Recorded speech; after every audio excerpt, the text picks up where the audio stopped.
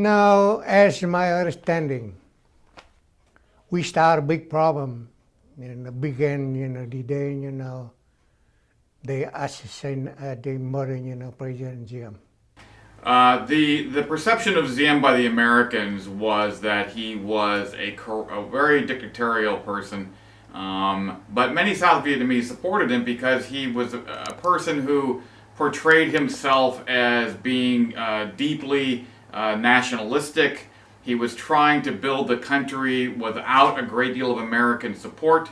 He was defining himself as a Vietnamese patriot. Diệm was a person who was very much engaged from the past. He was the past for South Vietnam. He grew up in Hue. He was trained as a mandarin. He was sort of this Confucian type, rule from above kind of a person. And he was not a man who was able to see the modernization, the moving forward of, or bring South Vietnam into the modern world. For all his faults, though, he was a man who was very much designed to be a Vietnamese patriot and was seen by most of the people as a Vietnamese patriot. And so that's why a lot of people still look at him very favorably. Because if we keep, President Diệm and don't kill him, we have, our own, strategy, by President Diệm. I like him. You liked President Diệm? Yeah, President Diệm, he's a good one. Well, his strengths, I think, were very simple. He was laser focused on building the country to withstand the communists. I think his faults were unfortunately legion, in the sense that he had an inability to withstand any criticism. He could not understand or compromise anybody. He had a tremendous and, I think, unhealthy reliance on his brothers, both Nhu and his older brother, the Archbishop. And I think this eventually became to the point where the country became almost ossified.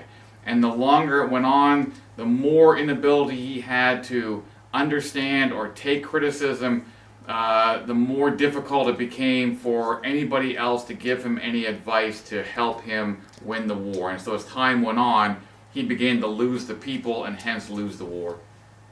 The Americans want to bring the troops in there, but President Diệm, he denied it.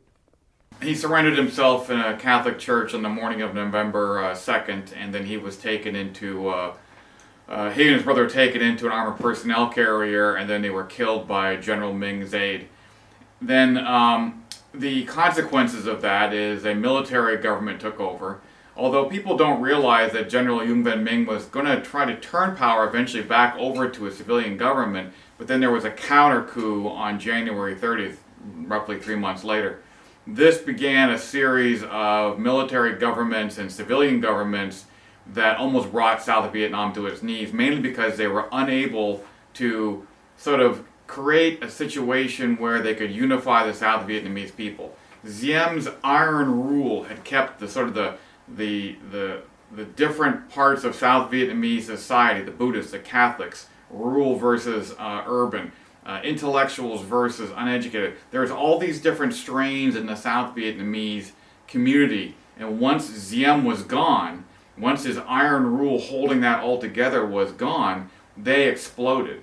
And it took a couple of years for that to sort of work itself out, and in the meantime, the communists became stronger, the Americans had to bring in troops to hold them back, and it took them about 3 or 4 years before they were finally able to rebuild the country to the point where they could hold the communists off. When the president, get killed, and then, American troops, get in our country, the North Vietnamese, people have reason to reunite the people to fight.